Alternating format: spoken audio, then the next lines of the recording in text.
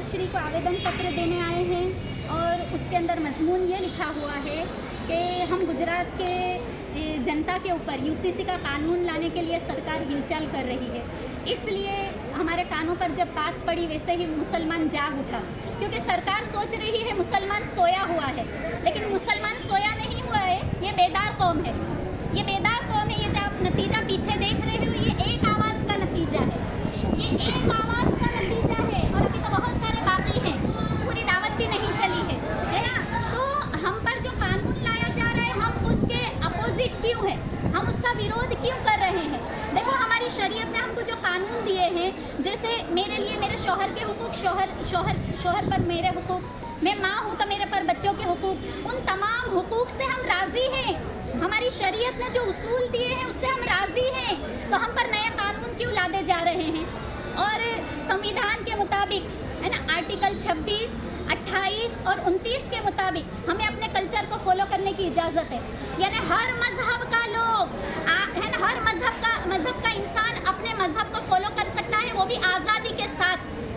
तो हमको तो हमारे मज़हब को फॉलो करने के लिए हमेशा कभी हिजाब पर डांटा जाता है, कभी ट्रिपल तलाक लाया जाता है, कभी हमारे नबी सल्लल्लाहु अलैहि वसल्लम की शान में गुस्ताखी की जाती है।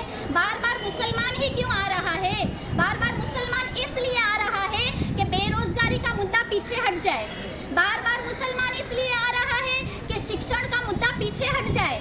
बार बार मुसलमान इसलिए आ रहा है कि औरतों और बच्चों की जो इज्जतें लूटी जा रही है ना, वो मुद्दा सामने ना आए। बस मुसलमान मुसलमान करके हर मुद्दे को आगे लाया जा रहा है, सारे मुद्दे पीछे हैं। फिलहाल गुजरात की सरकार पर 3.25 लाख करोड़ का कर्जा है, लेकिन यहाँ क्या लाई जा रही है? यूसीसी लाई जा रही है। सरकार तल पापड़ हो रही है यूसीसी लाने के लिए। पहले हमारे सारे मुद्दे हल करो।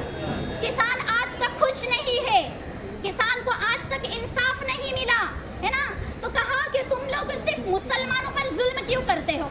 और मैं तो कहती हूँ कि जब जब आपने मुद्दा उठाया है ने, खुद मुसलमान और दूसरी कौमें उस मुद्दे को पढ़ रही हैं। जैसे मैं मिसाल दूँ, आपने तलाक का मुद्दा उठाया, सारे हमारे हिंदू भाई बहन भी तलाक को पढ़ने लगे कि तलाक आखिर क्या है। आपने वक़फ़ बिल उठाया, संसद में गृह मंत्री खुद कह रहे हैं, मैं आपको बताऊं वक़फ़ का मतलब क्या है। वक़फ़ का मतलब है दान में दी हुई ज़मीन। यानी आप खुद अब इस्लाम को पढ़ रहे हो।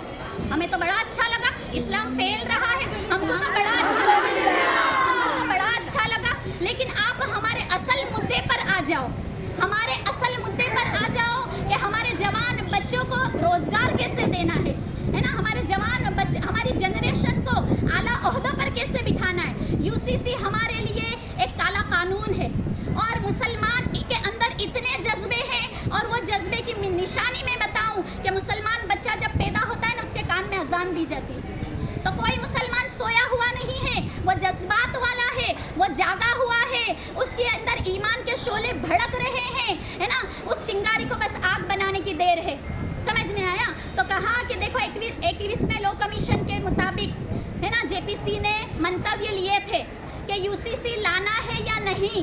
तो सब तमाम के मंतव्य ये गए थे कि यूसीसी नहीं लाना है ना। उस वक्त कह दिया था कि यूसीसी नहीं लाया जाएगा। 22वां लॉ कमीशन भी मिलाया गया, बिठाया गया, लेकिन वो कमेटी यूं ही स्थगित हो गई। यानी 21 को ही माना जाएगा कि यूसीसी नहीं लाया जाएगा। तो आप तो कॉन्स्टिट्यूशन की हिफाजत करने वाले हो, आप खुद कॉन्स्टिट्यूशन को रोंद रहे हो, आप खुद संविधान को रोंद रहे हो।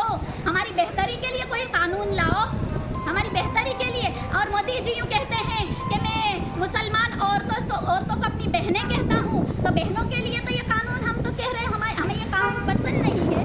तो हमारे लिए कोई ऐसा कानून लाएं कि हम सही तरीके पर सुकून से अपने मुल्क में रह सके। देखो, जब भारत आज़ाद हुआ, हमें पाकिस्तान वाले बुला रहे थे, लेकिन हमें